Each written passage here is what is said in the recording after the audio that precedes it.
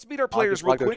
Let's meet our players. On the left-hand side of your screen, that is going to be Mitchell. We might have already been missing some of the game. He's Mitchell, of course, a local here from Lubbock. We might be joining this in progress. It looks like we kind of are. So I tell you what I'm going to do. We're going to skip ahead and just go straight to the game so we don't miss nothing. Yep, we're a little bit in here. I apologize. Looks like we've just hit the board with a For a Cause I Believe in. Yeah. So we've got Mitchell versus Derek. Sabine, ECL. Mitchell piloting Sabine, ECL, and Derek piloting Han2 Data Vault.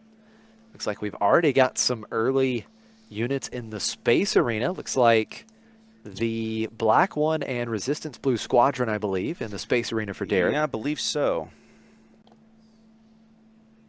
So 5 power in total between those two units. The For a Cause dealing some damage to Derek here, and now I believe the action back over to Derek. 2 damage. Going into the energy conversion lab. 3 damage on ECL right now. We've got 5 damage on Data Vault. And Mitchell has just claimed the initiative. I'm gonna check. Now, I could be wrong, but I don't love going into turn 3, no units on the board if I'm Sabine.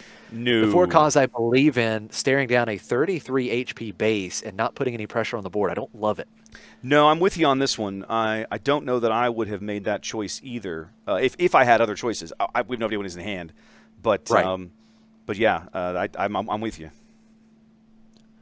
A quick flip here. Sabine leader unit coming into the ground arena for Mitchell, and we are going to see Poe Dameron, one hell of a pilot for Derek. And when played, you create an X-Wing token. And then he gets to put Poe Dameron onto a vehicle unit without a pilot on it. So Poe is going to be piloting Black One. So Black One is going to get +2, +3. I don't think he has any X-Wing tokens. He had to go get up and go get some. Oh, that's where he went. Okay. Yeah, he got up and walked. He was like, I don't think I have any X-Wing. Or I think he might have. They were asking, should we bring all our stuff with you? I was like, I probably got everything else you need. But apparently I don't have X-Wing tokens, so he's got that covered. That's great. Yep, there's the X-Wing token. So we've got a 4/5 Black One in the space arena now. Well, actually, 5/5. I'm wrong here. It's a 5. Yeah, it's a 5 because it gets 1 additional power for having that upgrade on it. So Sabine coming in for 3, 8 damage on Derek's base. But Derek showing some really good pressure in the space arena right now. So Black One coming in for 5 on attack, dealing 1 damage to the Sabine leader unit.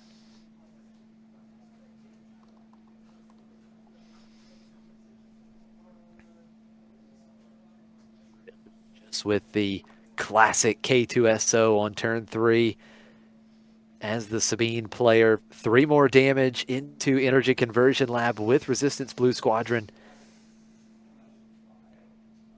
Whenever I see one of these matchups of Data Vault versus basically any 25 HP base, ECL or Tarkentown being the most popular choices, I always have to scratch my head like, I hope you have a game plan, right? Because you have such an uphill mountain to climb.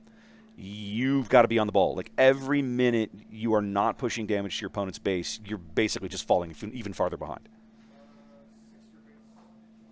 Totally. I mean, this is definitely an uphill battle right now for Mitchell.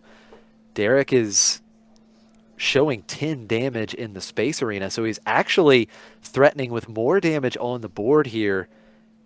And Mitchell, of course, only 15 HP remaining on base. Mitchell has to find a way to either generate much more damage than Derek or somehow answer some of these space units. We are going to see the Fleet Lieutenant coming out. First action for Mitchell on this turn, so K2SO attacking with an additional 2 power. 6 damage into Derek's base. That's 14 damage on. I think he really needed that tempo. That's going to allow him to keep initiative, I think. Not that he was probably at risk of losing it, but I feel like in a match that Sabine is trying to keep close, being able to get that final swing before your opponent makes a big difference, provided you're able to pull it off. Another 5 damage into Mitchell's base from Black I think they miscounted that. Sabine leader unit damaged. He only added 4. I think they're missing the. It should be 6 actually. No, it is 5. You're correct. My apologies. It is 5. Yes. Okay. They got it right now. 3 more out of Sabine. I mean, there's still another 5 damage Yeah, showing on the board for Derek. Plus, keep yeah, in mind, Han Solo has yet to deploy, so that's another 3 damage. yeah. I mean, something like a guerrilla attack pod here. This game could be over this turn. Yeah, I think Mitchell's going to have one action next round if he takes initiative. But that's the best he's going to get. So I don't even think a Rebel Assault can save him here, which is the kind of the one card that Sabine might have that could just push a mountain of damage in one action. But I'm not seeing it right now. I'm not that I can't see it in his hand. I don't think even that is going to be enough. Han has joined the space arena. Oh, Han there it is. Solo Oh, no. leader flying around. Oh, it's the for a cause. All right, and that is going to do it. That is enough. Game 1 in the books. Derek keeping the pressure on. Space versus ground. Space arena for Derek and Han 2, leading to victory in Game 1.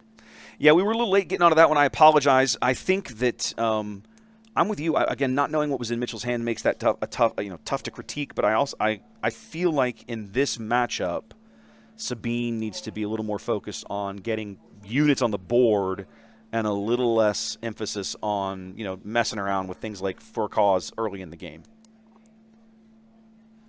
Yeah, I do agree with you. It's very interesting because Han 2 can play very well in the ground arena also, but in this particular game, it looks like Derek had the hand to kind of push the pressure in the space arena. Mm-hmm.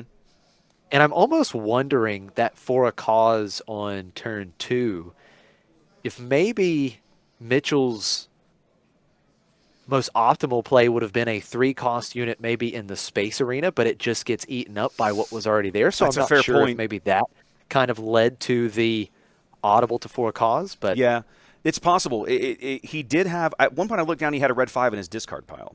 Now, what I don't know is if that was a card that he discarded with for a cause, right? Because sometimes, you use, the advantage of using for a cause early is that it allows you to kind of set your next draw up. You're looking at the next 4 cards of your deck, and then you're allowed to keep or return to the top of the deck any of them that you want.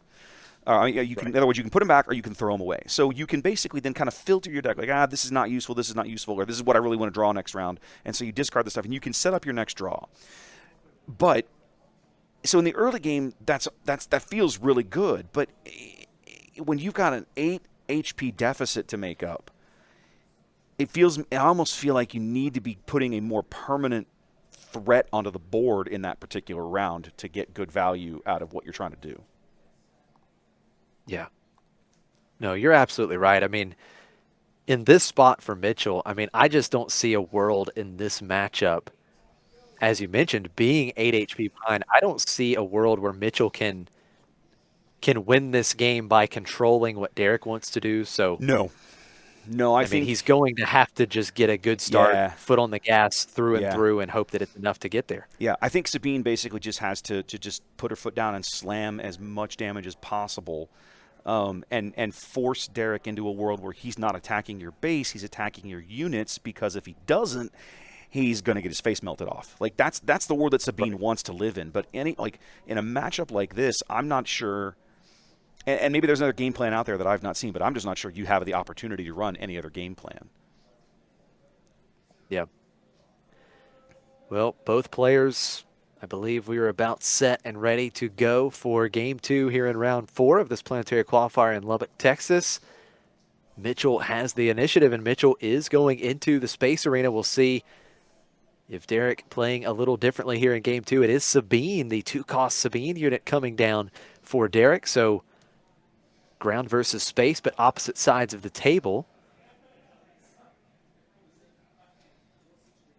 It's a really able to retain the initiative. If I'm Mitchell, I'm very excited by the fact that I've just been lane dodged, because now I have the opportunity to push that early damage. And I know I'm going to have ground units, either this turn or shortly thereafter.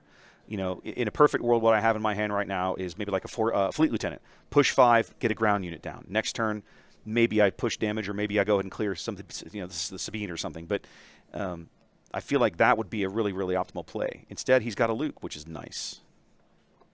Yeah, I can't argue with that at all. Luke Skywalker going to give that Green Squadron A-Wing +3/+2. So We do see 3 damage getting into Mitchell's base with the Sabine leader unit, but here comes 6 damage to Derek's base with Green Squadron A-Wing. Now, the other thing that Mitchell is probably going to struggle with a little bit is, I'm of the opinion that this is one of those matchups when you're this far behind that you have to just take the risk and trying to use Sabine's leader action as often as possible. But the struggle is he also doesn't want to give up the initiative. In my opinion, I think he's that being able to attack first, get your unit attacks in before giving your opponent the opportunity to clear them, and or as the game gets late, sometimes that first action in a round, being able to deal lethal before your opponent does it to you, can be critical. Definitely. Derek kind of thinking through this play. It looks like he did a little pump fake there. Thought he was going to play Cassian, but thinking through this a little bit more. Yeah. Not sure he has another unit option here. I mean, obviously Han opens up the door generally. He could even cheat something out, a 4-cost unit. We are going to see Cassian coming into play, though. So Derek just continuing to put the pressure in the ground arena. It's 6 damage for each player being shown in opposite arenas. But as you mentioned, Mitchell prioritizing keeping the initiative right now, making sure he gets that 6 damage in with Green Squadron A-Wing. He's got such an uphill battle. He needs to push as quick as he can and make sure that before his opponent finds a blue leader or something that can ambush this guy off the board, that he gets that swing in.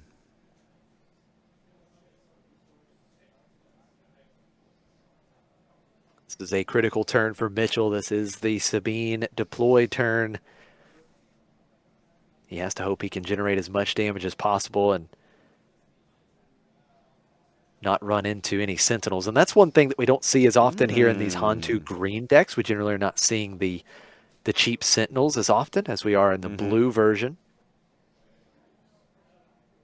Oh, interesting. We actually see the Sabine action ability used first time in this game. I was just going to comment on that. I was a little surprised to see that. But I think he's just going for max value here, right? Knowing he's going to deploy Sabine, he's like, no, let's just get it in, right? Right. Yeah, wants to deal as much possible damage on this turn. Sabine is deployed. 7 damage on each base. He's showing 9 right now. You know what it might be? He might be sitting on a Rebel Assault. Ooh, that's brutal. Oh, man, this hurts, yeah. Heroic sacrifice onto Cassian, so Derek gets to draw a card, attacks with Cassian, gets +2 power, so essentially trading with Sabine. And now we see a wing leader to buff up this Green Squadron A-Wing with 2 experience tokens. That A-Wing will be swinging for 8 now. It's going to be beefy. And now it's even become even more difficult for Derek to get rid of this thing. He's gonna. I'm just not even sure what he would have in that deck that could be able to kill it. He's got 7 HP now with that Luke pilot. Even when he does murder it, the Luke's just going to go to the ground arena. Yeah, you're absolutely right. Now, one card that we did see often in these Han-2 Data Vault decks back in the last meta or in set 4 meta was off aspect fell the dragon. The problem is he's still 2 turns from that because it would cost 6. Yeah. So this is a real uphill battle with a big A-Wing. He does take 8 here, 15 damage on Derek's base after playing the red 5. So he does at least put something in the space arena to try and contend somewhat here.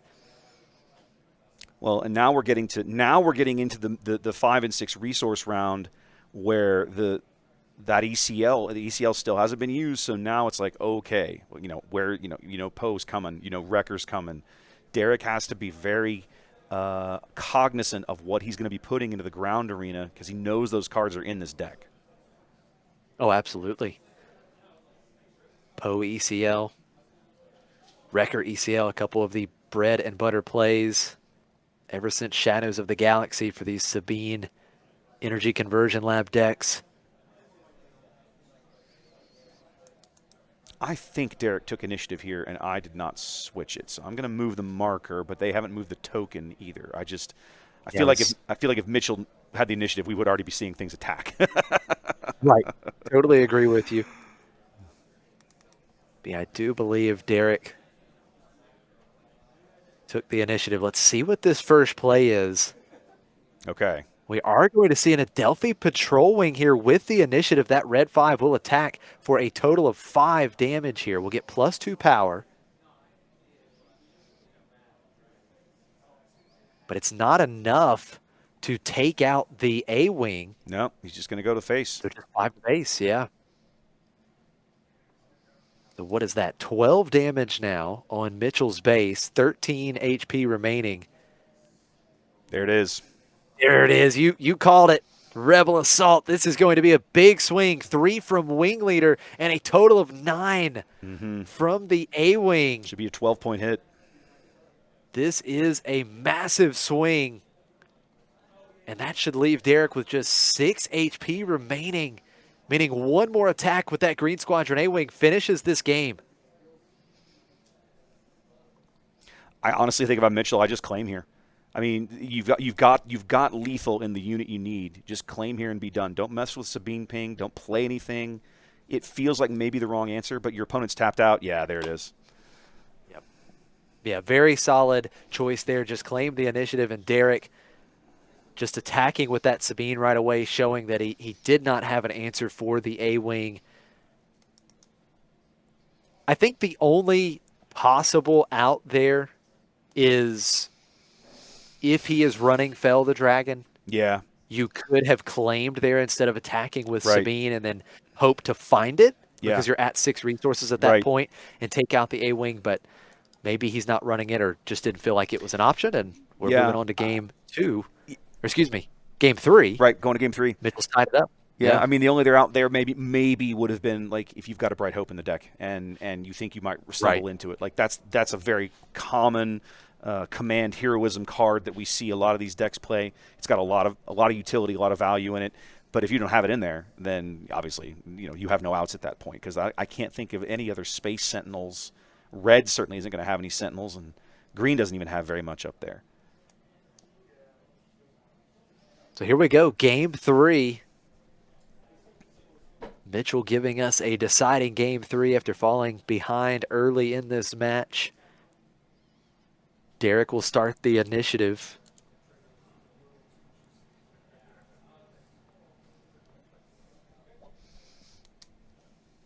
See once again in this game how these early units line up. Is Mitchell able to successfully land a unit in the opposite arena, lane dodging, and putting on good pressure? We're going to see Grogu coming out. That's going to be the turn 1 play for Derek. That's going to be an irritating problem for Mitchell to have to deal with. But yeah, I think it's a big deal in that in game 2 that Mitchell was able to avoid the ground arena for a little while and just play space, and we're going to see some of the similar line here early in game 3. Grogu having the 2 damage does give Derek the option to use that action ability on Grogu, move that 2 damage into one of Mitchell's units, but that Green Squadron A-Wing with 3 HP will definitely be surviving at least another round. We see the Sabine action ability early in game 3, 1 damage to each base, and Grogu quickly being used here. That 2 damage transferred over to the Green Squadron A-Wing. Does Mitchell have a way to buff up this A-Wing once again? He does. Wing Leader, 2 experience tokens onto the A-Wing, essentially canceling out the 2 damage that was just put on, and A-Wing will once again have 3 HP remaining. Yeah, it's going to hit even harder. It'll be a 5-point hit now. Sabine has so many of these amazing tools to kind of just, thwart your ability to get rid of her units or to attack with them before you can. Cards like Fleet Lieutenant. I mean, there's a reason the deck has been so solid in the environment for so long. Yeah, I was wondering if he was going to do this.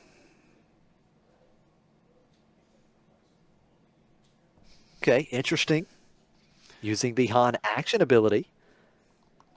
Playing red 5 for 2 resources, 2 damage onto red 5. Well, and Mitchell, now he's going to want to claim, and he'll be able to end up murdering this thing without having to attack into it next turn. He can use Grogu to move that damage off and then use red 5's game text to polish it off, presuming that Mitchell doesn't stack it with more XP or throw that loop pilot or even Chewy pilot on it or something like that. Yeah, that's the danger here, because if Derek does take that line, that's 2 actions, right? It's Right. 2 actions to get rid of Green Squadron A-Wing. Yep. So Mitchell will able to be able to swing in at least one more time. And if he has another way to buff it, Yep. that could really come back to haunt Derek here. So the question is, do you want to take it out with 2 actions and try and leave Red 5 on the board, or do you want to just trade right now Red Yeah. 5 for Green Squadron A-Wing? I mean, I know what the safer play is. It's a question of whether or not that's the play that Derek's going to go for, and he seems to be mulling it over. Yeah, absolutely. This is, I think if he goes for the Grogu, then attack with Red 5 line, it is a little bit greedy, a bit dangerous. Yep.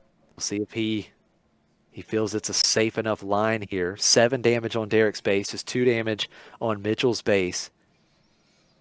Yeah, if you go that route, you're banking a lot on your opponent not having something to keep it on the board and just kind of slow you down even further. Or, at a minimum, you're giving up the 5 damage that he's guaranteed to hit you with it. Like, if he has nothing, it's still taking – that line is 2 actions. He's still going to just go, okay, well, here, take 5 more. And then you've blown 2 actions to get rid of a unit that's already attacked you. Yeah, absolutely. And keep in mind that, he has to. Oh, it looks like he might go for the Grogu line here. Well, he's going for it. Okay. He will remove the 2 damage from Red 5. 2 damage onto the A-Wing. What does Mitchell respond with here? If he attacks right away, he shows he doesn't have a way to buff it. The one advantage of this is, now that I look at it, if he swings in here, the Red 5 can clear both of these units. And that's what's going to happen. Absolutely. So he's going to go 5 to base. And now he can attack the wing leader and murder the A-Wing at the same time. Yeah, this has worked out well. So Derek, a little bit of a risk, but one that I think has paid off here. He goes 3 to base instead. Okay.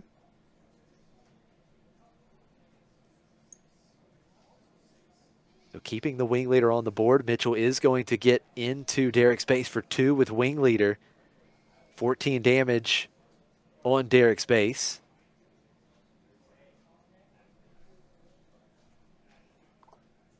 Now Derek will play his own K2SO.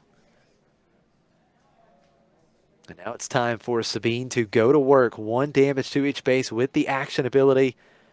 Mitchell still has all 4 resources ready. We know that Sabine can be deployed, threatening at least another 3 more damage. You think maybe he's sitting on a Darksaber in there? That'd be brutal. It absolutely would. Darksaber would be a total of 7. Let's see if he has it. He does. Darksaber coming on to Sabine. +4 power, +3 HP, swinging for 6. The on-attack ability makes it a total of 7 damage to Derek's base. That is a big momentum swing for Mitchell. Yeah, Mitchell drawn exactly the right line he needs there, I think, to kind of threaten. And I was wondering at the time, I think that Derek leaving this wing leader alive is a bit of a mistake. It cost him 2 damage, and I mean, we don't know yet, but I mean, 2 damage is a lot in a match with Sabine, and we'll have to see if it comes back to bite him. I think I would have attacked the wing leader myself and gotten rid of it. Yeah, I think you make a great point. He needs to make sure he's in a spot where he can completely stabilize the board, and with Sabine having not deployed, still a lot of damage, or a lot of potential damage for Mitchell, and that potential really came through with Darksaber on the Sabine. So Derek's certainly in some trouble here. Needs to find a way to answer this Sabine. 7 more damage from Sabine. Could be some big trouble, but he's not showing a way to answer it on board currently. No, I'm not sure what he could have. He's got no damage to move on to her. We know he's playing Heroic Sacrifice, but none of the units that he has will be an even trade. I mean, in other words, he doesn't have the ability to deal 8 damage to her in a single action. So he's going to be way, I mean, he's already fairly far behind, but he's going to be even farther behind if she survives to attack.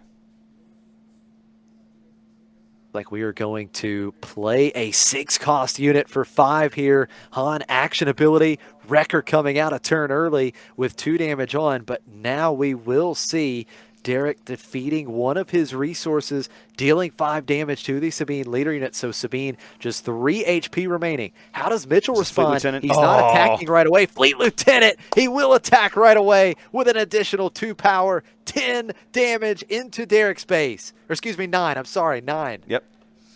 Wow, 2 HP remaining. And how big does leaving that wing leader alive look right now? Yeah. He has no choice but to attack it now. I mean, he's at the bottom. He's staring at the bottom of the well. Like, it's bad. But he'd have a little more breathing room if he had found, had cleared that wing leader out earlier. Yeah, here's the problem. I mean, he can clear out the ground arena. He can. has answers now for the ground arena, but the problem is Mitchell just presented another threat in space. In space. And one more action for Derek means Mitchell just claims, and Derek is not showing an answer for that A-wing. Yeah, by the time Mitchell cleans out the ground arena, the A-wing will pretty much have sealed this deal. I mean, like you said, Mitchell coming into the next round with initiative. And again, it comes back to if he'd cleared the wing leader the round before, he'd have 4 HP remaining, and his red 5 would be available right now to attack into this A-wing. He wouldn't have had to attempt to burn it into the wing leader last action. 2 damage certainly coming back to sting a little bit. Derek has fully exhausted his resources. I just don't see a way out at this point. And he's a resource behind now. He had to play Wrecker kind of out of desperation, which means he blew up a resource, which means that now he's a resource behind. I find myself, anytime that I play against Sabine, I will always look for, okay, how do I murder him? You play against Sabine almost kind of trying to control the board. Like, how can I clean his units out as best I can? How do I find a way? He's going to push some more damage. He's going to clear the ground arena, and in the end, the A-wing is going to sink him. Yeah. The 1 space unit there. And I think Derek has used up all of his resources. There is the handshake. And after losing game 1, Mitchell comes storming back in games 2 and 3 to take the match. What a solid match for Mitchell here in the end. Just realized I misspelled his name. What a loser I am. There we go. Yeah, a couple of local boys here playing on stream and making good. A great match, but Mitchell just, showing, hey, we're 18 months into the game, guys, and guess what? Sabine ECL is still relevant. Who could have predicted it?